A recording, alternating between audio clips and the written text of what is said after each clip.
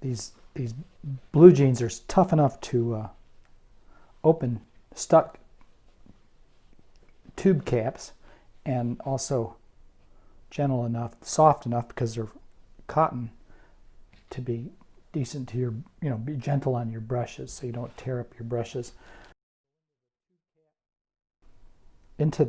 Right into the paint. We're going to use raw paint.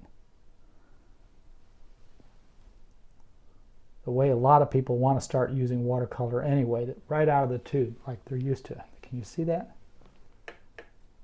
And I'm going to make a big spot.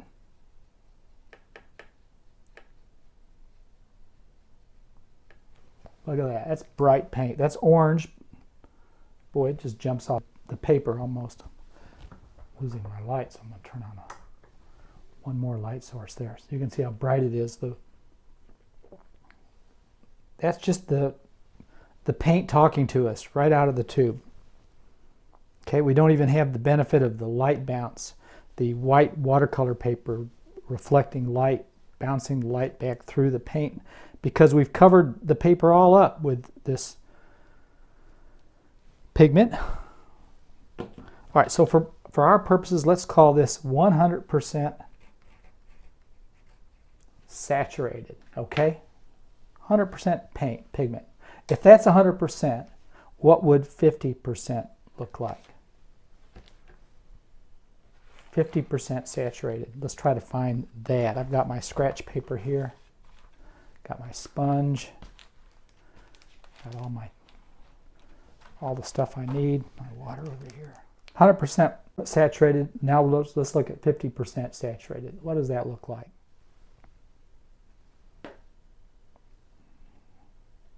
Well, I don't really know until I start to play with it on my scratch paper. So, try to get my brush 50% wet. That's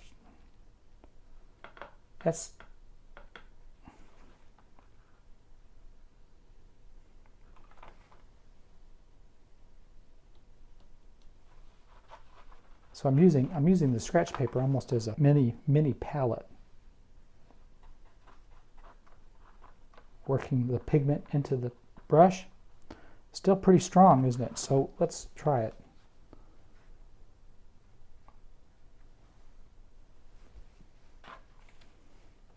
Get rid of some of that, wick up some of that excess paint. All right.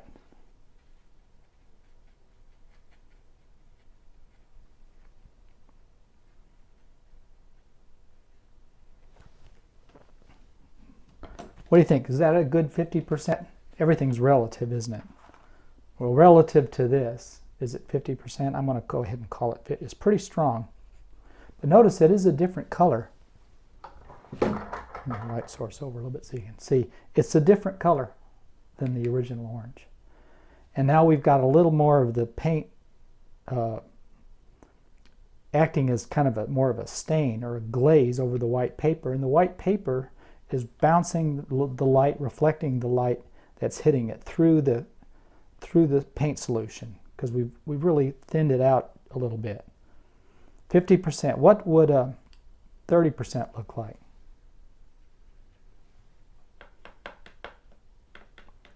Add a little more water to the paint.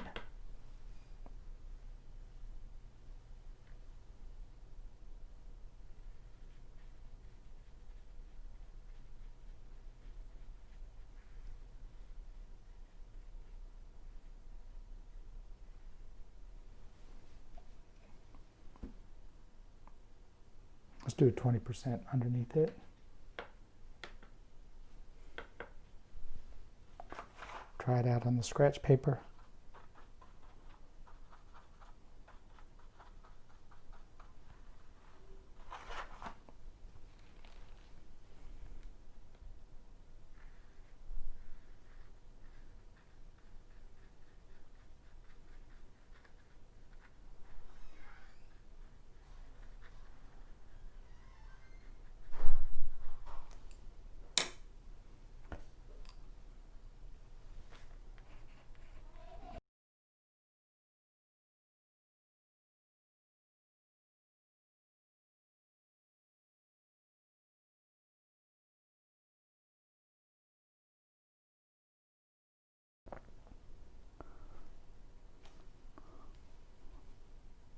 Let's do it 10% over here.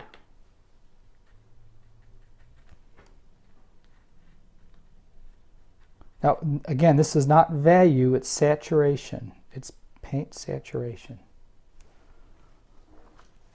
And I want all these different saturation levels to really look different from each other. So they got to be distinct from each other.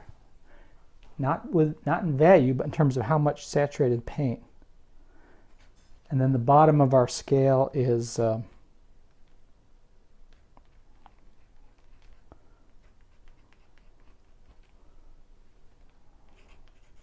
0%. Okay, you ready for the secret? The secret of watercolor. Well, we never did an 80%, did we?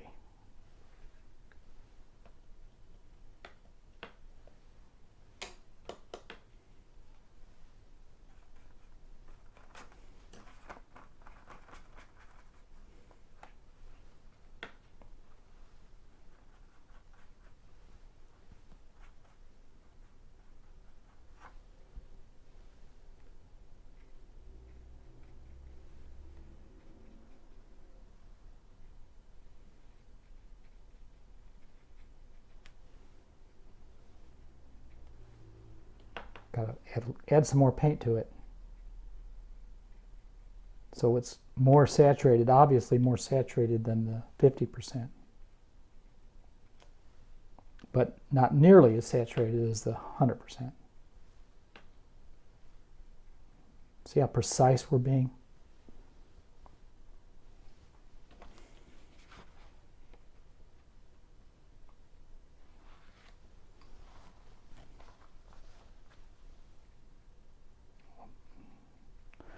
Calibrating here. All right, so there's 75%.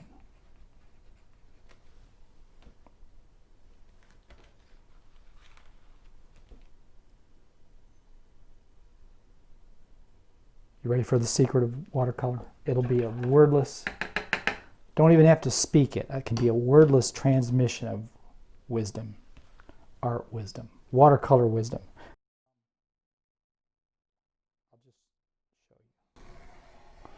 There it is. That's the secret. I'm only half joking here. This is where you get the biggest bang for the buck. For your paints, this is what we're trying for. And this is how you can paint confidently and with 100% safety. Start with these colors, glaze over them to go more saturated. Now, of course, there'll be plenty of times in your painting when you're going to 100% using paint at this saturation. Again, we're not talking value, we're talking saturated paint. How transparent is it? How much white paper is showing through? That's what we're gauging here. And this is where you start. So remember, the watercolor paper is like the white sky outside of a stained glass window. If you're in a cathedral or a temple and you're looking through the stained glass outside, that's the white of the sky. The paper is doing the same thing. It's shining through the stained glass. Think of this as pieces of colored glass. And it's bouncing off the white paper through the stained glass to our eye. And that's what gives watercolor its unique radiance and glow that everybody cherishes in a watercolor painting. That's how the medium is meant to be used, and that's how it is enjoyed. And so that's the technique we're going for. The secret right here. Boy, you guys had to travel really far to learn the secret tonight, didn't you? And you want to be practiced enough with getting your mixes so that you can mix it pretty quick and just, slap some water on your palette and stir the paint really good. Have enough muscle memory that you can recognize what 30%, 20%, what it looks like, and just put it down on your paper. Think of these as these percentages. If saturation is too flimsy a word picture for you, think about 30% saturation being 30% of the value of this color at its maximum value out of the tube. So this orange does not have a real high value on a value scale of dark to light. It sort of winds up at full intensity, full strength. It sort of winds up somewhere in the middle of the light value scale, right? Mid-range. But this is 30% of its value of the value of cadmium orange with this tube paint. So that's another way of you can use value in that sense. 30% of orange's value of what it would be at full strength. 30% of what orange would be at full intensity, full strength, full value. Okay, the 100% value of orange is this. On the dark to light scale, it's not very dark, is it? And this 30% is 30% of the value of this blue-purple mix or purple mix at its full value, 100% value. Okay, well, enough of that. Let's see what else we can do with this notion of 30%. The trick is where you can get to your 30%, 20% ranges just right out of the gate, just without thinking about it, here, let's try another color. Let's try.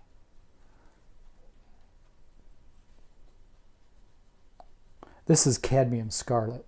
It's close to orange, but not quite. It's a nice warm red, and I want to find a 30%. Ooh, that's a little more like 20%, isn't it? Or a little more like 10%. Bring my sponge over here.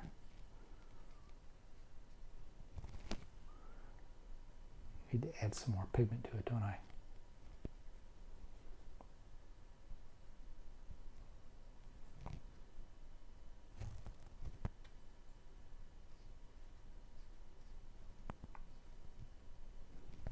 I think that's a little closer to 30% of the value of this cadmium scarlet. 30% of the value of what cadmium scarlet would be full strength at 100% value. Let's take a look at 100% cadmium scarlet is this, right? Not a whole lot of paper, not a whole lot of white paper comes through with this 100% mixture. Again, it's not as dark as a value as purple is. All colors have different values on the scale, right? But when we're talking about saturation, we're talking about maximum for cadmium scarlet in this case.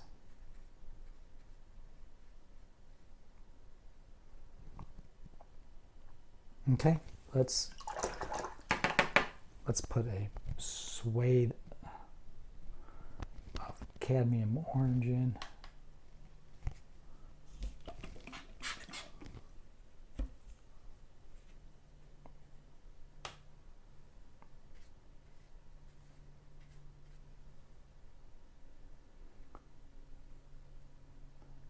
And we will build our painting from these saturations right here.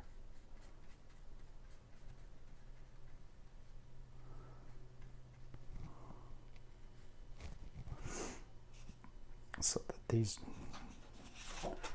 dry.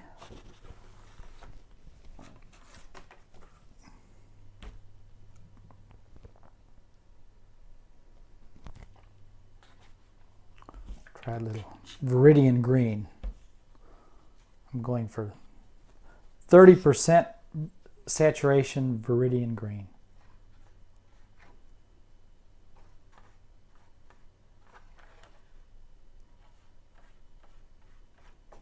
Be a little too light. And we need to train ourselves to see the saturation levels and see the values and see the colors. maybe a little more discriminately than we used to. I think that's a little closer to the 30%. We're using our sponge to control our pigment, our water.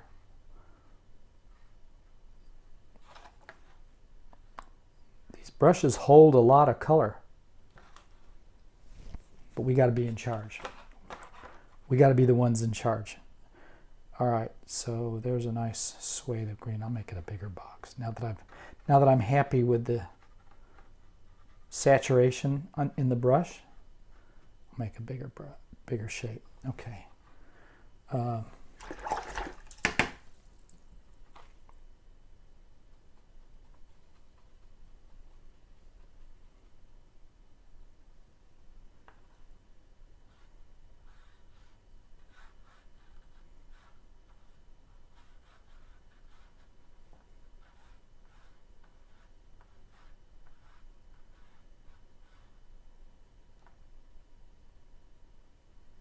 While the square is still damp, if you're not happy with the saturation level in the passage of paint that you've just done, you can always drop in color and it will spread out. While it's still wet like this, it'll spread out evenly, and you can deepen your saturation that way too, instead of waiting for it to dry and glazing over it.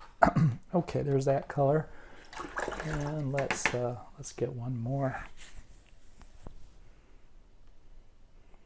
Let's go for some cobalt blue over here.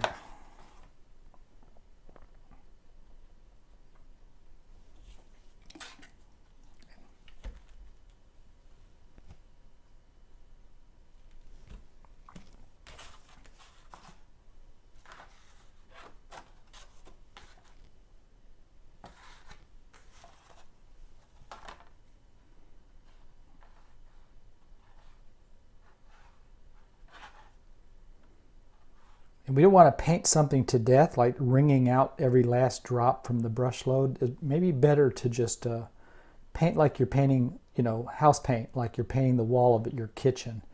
You're just making sure you've got enough paint on the brush at all times to cover an area. And don't be stroking and stroking and stroking, thinking that's doing something. You're really trying to cover that surface area with paint as quickly and as efficiently and with as few strokes or brush passages as you can do. So yeah, so that's an important thing. Let me do one more since I'm playing around a little bit here. This is the warm yellow, cadmium yellow.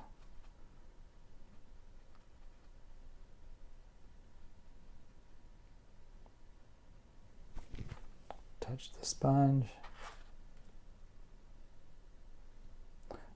Let's see what that looks like. That's more intense than, that's more saturated than 30%, right? That's not the, that's awfully close to the actual full value of cadmium yellow right out of the tube, isn't it? So let me try a slightly watered down version. Maybe that's a little better. Somewhere between here and here is my 30% saturation. I'm not quite sure where it is. I might add a little more color to it.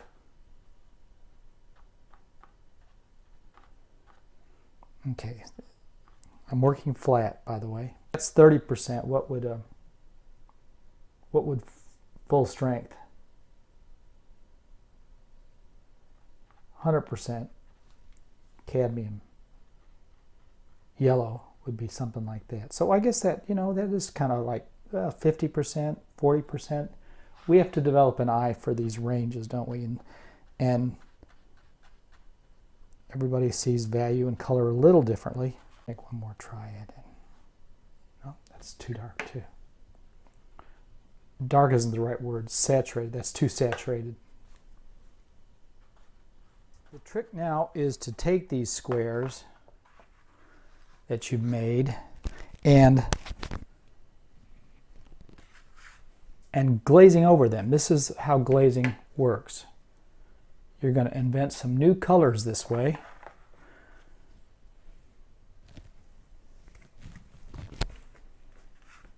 So I'm going to go into the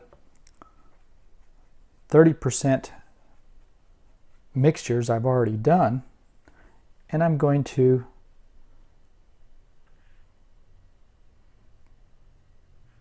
paint into the squares of other colors that I've made. And you get to see what it looks like. Lift up some of this excess that filled my brush. So there's kind of a diluted cobalt blue. I don't know, 35% turns out. I don't know how that got so dirty, but it did, and it sort of changed the color of the blue. But this is one color of the blue, and this is another color. This is one value of the blue, and this is a darker value because it's glazed over another previous 30% solution, right? So it's cumulative. Well, let's try the green over here. This should be at 30%. Let's see if it is.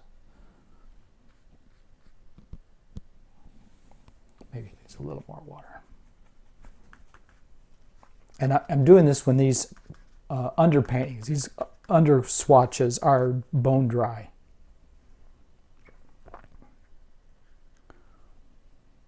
Picking up the excess with the sponge, making a nice clean sweep. I don't know how clean it is, but all right.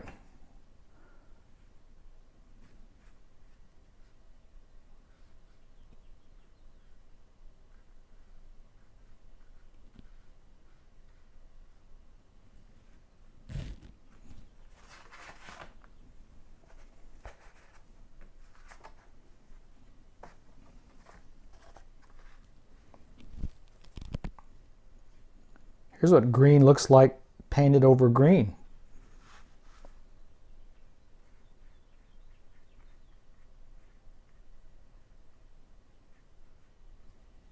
Add a little more color there, make it pop out.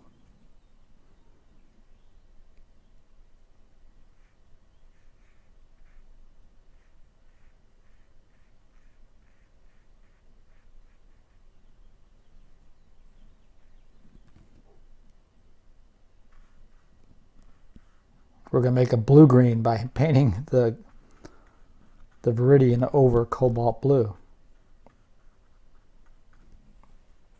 Now, because I'm controlling the saturation because I've mixed it already, right? I'm just drawing from the same bucket. I have control over the color and the value and the saturation, and so then I can confidently paint over a previous color and pretty well know what I'm going to get. And if I make a mistake, I'm just making a mistake incrementally, because these are incremental increases. I'm not going too dark too fast. I'm gradually building this up. What happens when I'm changing the colors? Because that's what happens when you glaze color over color, right? There it is, glazed over yellow. And it turned what is a slightly blue-green color into a warmer yellow, right?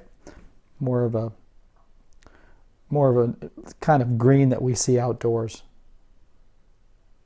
It's lightened by the color underneath, and because we're painting transparently, the white of the paper is coming through and giving us the light, bouncing the light back at us, and we get this wonderful glow, this radiance that watercolor is so special for. Did we do it over? Yeah, we did it over the blue. I recommend you just go through all of the colors that you've got, make a rectangle of them at a 30% saturation, make it the rectangle, and let the rectangles dry, and then take each of your colors again and bring them over the rectangles like we're doing here. Here's the orange. Let's do orange over orange. How pretty. Orange is like the ultimate warm color, right? There's orange over orange, in case you wondered.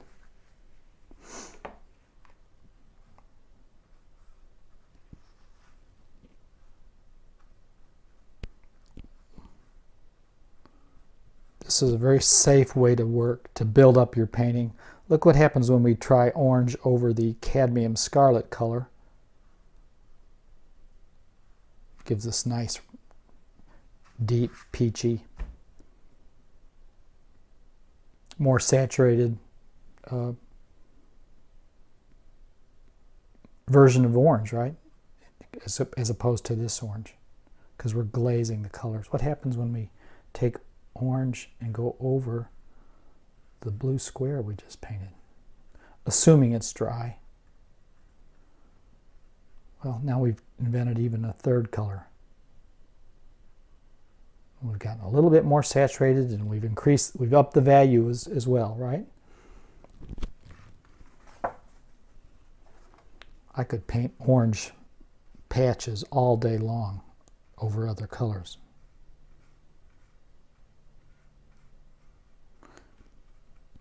It's transparent because we're keeping to the 30% saturation.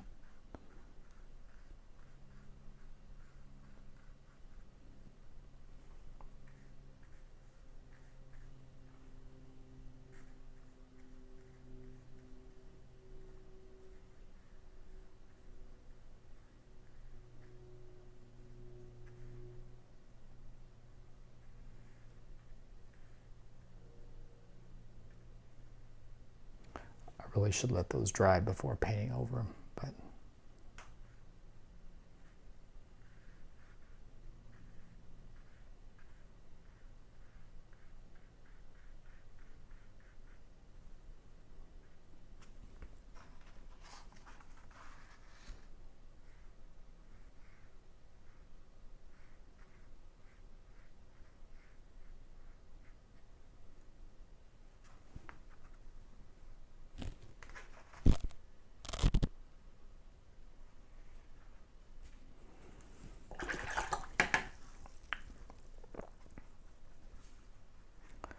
do this with all your colors, and then you'll really get to know them.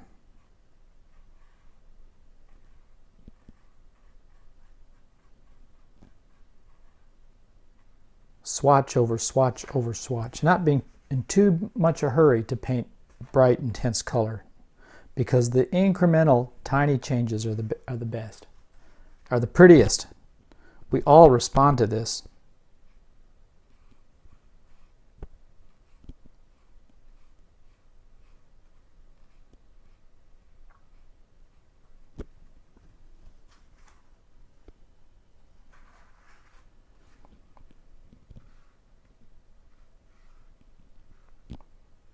The colors you come up with doing this will be so much prettier than two paint colors. Your own glaze colors are and you'll have your favorites, and this will start to become your style, your choices. That's too damp. The little overstripes are too damp to paint over. I can paint over one of my grasses though. That's a pretty color. I like that.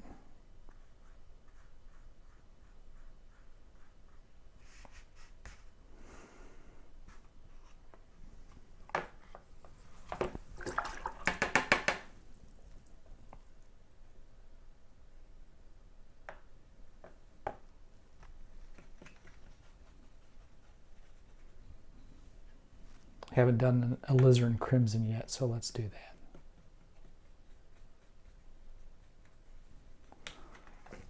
that.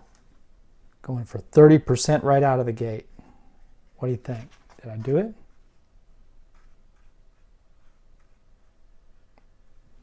It's pretty close.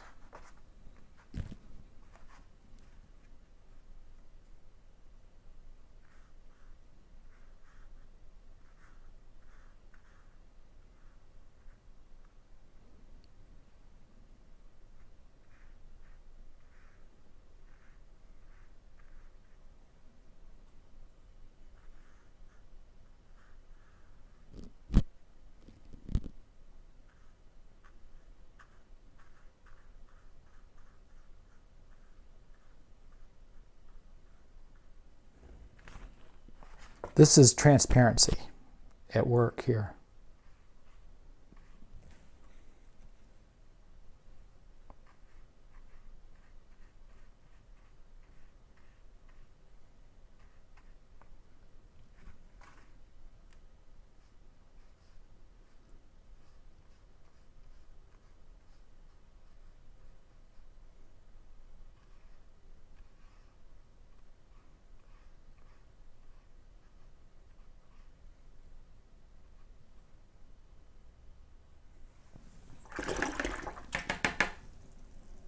I guess we could go for the warmer blue, ultramarine blue. Let's see if we can do that.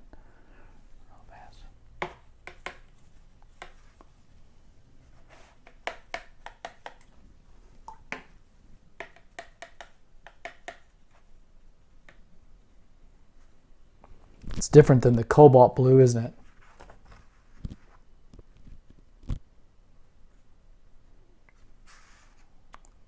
About a 30% glaze? I think so. Let's see what it looks like.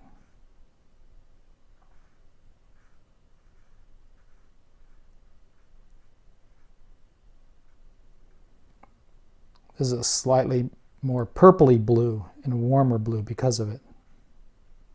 It's got that little note of red purple in it, doesn't it?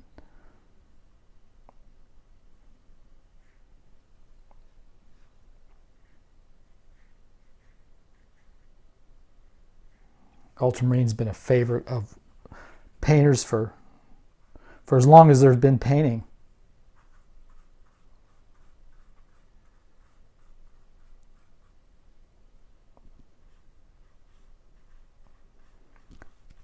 So pretend these are little colored gels, and you're laying one over another, and just seeing what you get. And this is how we're going to paint our next picture.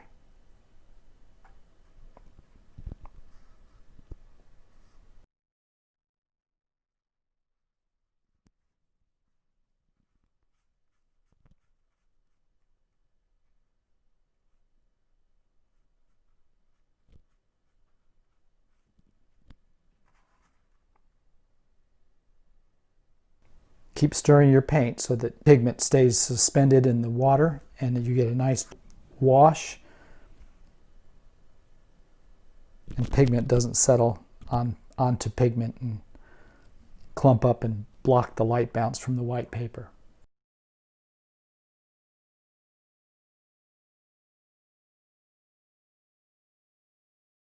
Okay, 30% or 20%, one of these down here. That's what we're going for each time to get the most out of our paints.